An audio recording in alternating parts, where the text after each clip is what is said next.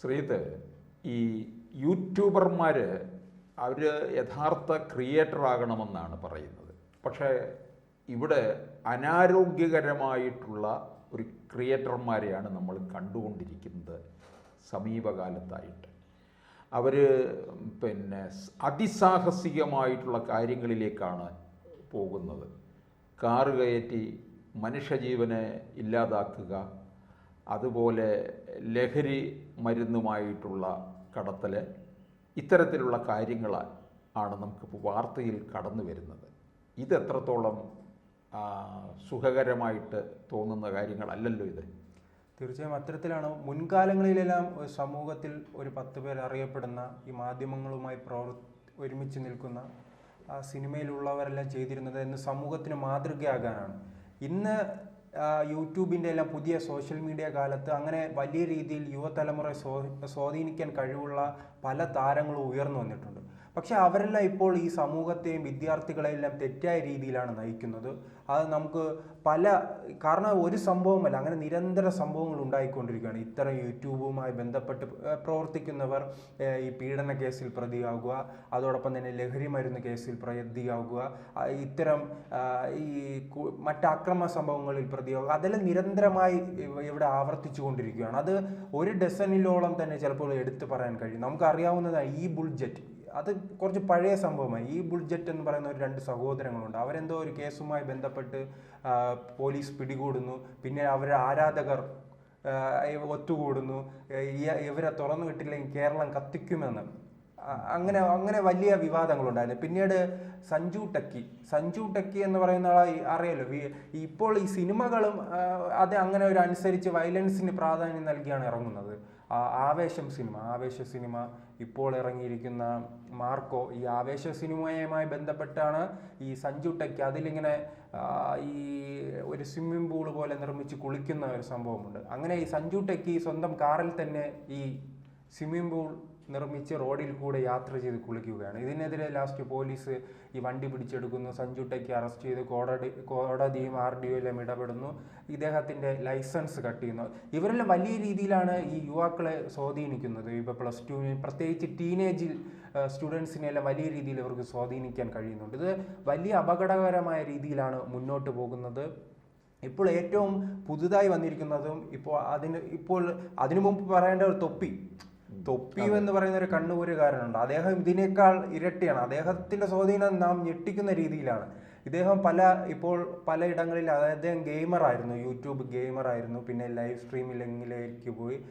അദ്ദേഹം ഒരു ഉദ്ഘാടന ചടങ്ങിന് വന്നപ്പോഴേക്കും ഈ 5ാം ക്ലാസ്സിലും മുതൽ മുകളിലോട്ടുള്ള എല്ലാ വിദ്യാർത്ഥികളും കാണാൻ വന്നു. ഒരു വലിയ ചലച്ചിത്ര താരം വരുമ്പോൾ, ഒരു കേരളത്തിലെ ഒരു വലിയ സൂപ്പർ സ്റ്റാർ നടൻ വരുന്നതിനേക്കാൾ ഇദ്ദേഹത്തെ കാണാൻ വേണ്ടി യൂട്യൂബിൽ മാത്രം ചുരുങ്ങി ജീവിക്കുന്ന ഈ തൊപ്പിയെ കാണാനായി വരുന്നു. തൊപ്പിയെ കാണാൻ വന്നു.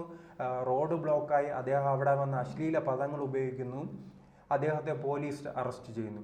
അപ്പോഴേക്കും ഇങ്ങനെയുള്ളവരെ അറസ്റ്റ് ചെയ്യുമ്പോഴും ഈ വിദ്യാർത്ഥികളും അതോടൊപ്പം തന്നെ ഈ യുവതലമുറ പോലീസിനെയാണ് കുറ്റം പറയുന്നത്. അവരുടെ തെറ്റുകളാണ് ചൂണ്ടിക്കാണിക്കുന്നത്. പക്ഷേ മുതിർന്നവർക്കും പോലീസ് സംവിധാനങ്ങൾക്കും എല്ലാം അറിയാം ഇവരാണ് തെറ്റായ ഒരു സന്ദേശം ഈ കുട്ടികൾക്ക് ഉൾപ്പെടെ കൊടുക്കുന്നു. കുട്ടികളെ അഗ്രസീവായി മാറ്റാൻ ഇവരുടെ ശ്രമമാണ്. ഇവരെ ലൈവ് കാണണം സാറ്. കാരണം നമ്മൾ അങ്ങ് പച്ചയ്ക്ക് തെറി വിളിക്കുകയാണ്. സംസാരത്തിൻ്റെ ഇടയിൽ പച്ചയ്ക്ക് തെറി വിളിക്കുന്നു, അശ്ലീലം പറയുന്നു. ഇതെല്ലാം കാണുന്നത് കുട്ടികളാണ്. 18 വയസ്സിന് താഴെയുള്ള കുട്ടികളാണ്. മഹത്തരമായ കാര്യങ്ങൾ ചെയ്യുന്ന പോലെയാണ്. ഈ 18 വയസ്സിന് താഴെയുള്ള കുട്ടികളാണ് ഈ ലൈവ് കണ്ടുകൊണ്ടിരിക്കുന്നത്. കാരണം നാം ഇപ്പോൾ സംസാരിക്കുമ്പോൾ രീതിയല്ലല്ലോ. ഈ ലക്ഷക്കണക്കിന് പേർ മുന്നിലിരിക്കുന്നത് നോക്കുന്നില്ല. ഇവരങ്ങ് തെറി വിളിക്കുകയാണ്, അശ്ലീലം പറയുകയാണ്. ഇതൊന്നും എന്തായാലും ഇവിടെ കൂടുതൽ തടയിടുവാൻ പോലീസിന് ഉൾപ്പെടെ കഴിയുന്നില്ല. പക്ഷേ ഇദ്ദേഹം ഒരു പബ്ലിക്കായ ഒരു ഉദ്ഘാടനത്തിന് വന്നപ്പോൾ ഇങ്ങനെ അശ്ലീലം പറഞ്ഞപ്പോഴായിരുന്നു ഈ കേസെടുത്ത്. അല്ലാത്ത രീതിയിൽ നാം നോക്കുകയാണ് ലൈവ് സ്ട്രീം ലൈവായി അങ്ങ് നടന്നുകൊണ്ടിരിക്കുകയാണ്. ഇത്തരം ഇത് മാത്രമല്ല, തൊപ്പി മാത്രമല്ല, അങ്ങനെ 1 ഡസനിലധികം ആൾക്കാർ ഇങ്ങനെ ലൈവായിട്ട് കേരളത്തിൽ ഈ അങ്ങനെ ഒരു യൂട്യൂബ് സ്റ്റാറായി അങ്ങ് വിലസുകയാണ്. ഇപ്പോൾ മറ്റൊരു യൂട്യൂബ് സ്റ്റാറാണ് ഇത്തരത്തിൽ പുതിയൊരു വള്ളിക്കെട്ട് കേസുമായി വന്നിരിക്കുന്നത്. അദ്ദേഹം തൃശ്ശൂരിലാണ്. അദ്ദേഹത്തിൻ്റെ മണവാളൻ വ്ളോഗ്സിൻ്റെ ഒരു ഉടമയാണ്. അദ്ദേഹത്തിൻ്റെ ഒറിജിനൽ പേര് ഷാഹിൻ ഷാ ആണ്. ഇദ്ദേഹം ഈ തൃശ്ശൂരിലാണ് ഈ 2 വിദ്യാർത്ഥികളെ കാറടിച്ച് കൊല്ലാൻ ശ്രമിച്ചത്. അതുമായി ബന്ധപ്പെട്ട് ഇപ്പോൾ ഈ പ്രതിയെ പിടികൂടാനുള്ള ലുക്കൌട്ട് നോട്ടീസ് പോലീസ് ഇറക്കിയിട്ടുണ്ട്. കാരണം ഈ പ്രതി ഇപ്പോൾ കുറച്ച് ദിവസങ്ങളായിട്ട് ഒളിവിലാണ്. ഏപ്രിൽ 19-നായിരുന്നു ഈ കേരള വർമ്മ കോളേജിൻ്റെ മുന്നിൽ വെച്ച് ഈ 2 വിദ്യാർത്ഥികൾ ബൈക്കിൽ യാത്ര ചെയ്യുമ്പോൾ പുറകിലൂടെ എത്തി ഈ വാഹനം ഇടിച്ചു കൊല്ലാനുള്ള ശ്രമം നടത്തിയത്. അങ്ങനെയാണ് ഇവരെ ജീവിതമേ അങ്ങനെയാണ്. ഒരു ചെറിയ സംഭവം ഉണ്ടാകുമ്പോൾ, പക്ഷേ ഇത് പണ്ടെല്ലാം ഇത്തരക്കാരെ നാം ക്രിമിനലുകളായി സമൂഹത്തിൽ ഒറ്റപ്പെടുത്തുന്ന ഒരു സാഹചര്യമാണ് ഉള്ളത്. ഈ യൂട്യൂബിൻ്റെ കാലത്താണ് ഇവരെല്ലാം മഹത്വവൽക്കരിക്കപ്പെടുന്ന ഒരു സാഹചര്യം ഉണ്ടായിരുന്നത്. അത് വലിയ രീതിയിൽ തന്നെ സമൂഹത്തെ ബാധിക്കുകയാണ്. അതുകൊണ്ട് തന്നെയാണ് കൃത്യമായി പറയാം, ഒരു 5 വർഷത്തിന് ശേഷമാണ്, ഒരു കോവിഡിന് ശേഷമാണ് ഇത്തരക്കാർക്ക് വലിയ സ്വാധീനം സമൂഹത്തിലുണ്ടായത്. കാരണം ഈ സോഷ്യൽ മീഡിയയിലെ വലിയ രീതിയിൽ ഉപയോഗിക്കാൻ കാരണം ഈ കോവിഡുമായി ബന്ധപ്പെട്ട് വീട്ടിൽ ചുരുങ്ങിയപ്പോഴായിരുന്നു എല്ലാവരും ഫോണിലേക്ക് ചുരുങ്ങുന്നു. അതോടൊപ്പം തന്നെ ഈ വിദ്യാഭ്യാസ ആവശ്യങ്ങളും മറ്റ് പഠനാവശ്യങ്ങൾക്കുമായി എല്ലാ വിദ്യാർത്ഥികളും കയ്യിൽ ഫോൺ ലഭിക്കുന്നു. അങ്ങനെ അവർ ഈ വ്യക്തികളെക്കുറിച്ച് പറയുകയാണ്. അങ്ങനെ അക്കാലത്ത് പ്രസിദ്ധനായ ഒരു വ്യക്തിയാണ് ഈ ബ്ലോഗർ. ഇദ്ദേഹം ആൾക്കാരെ പറ്റിക്കുന്ന ഒരു രീതിയാണ്, അടുത്തെത്തി മറ്റേ ആ രീതിയിൽ പ്രാങ്ക് ചെയ്യുന്ന പരിപാടി ഉണ്ടല്ലോ, അതാണ് ഇയാൾ ഹിറ്റായത്.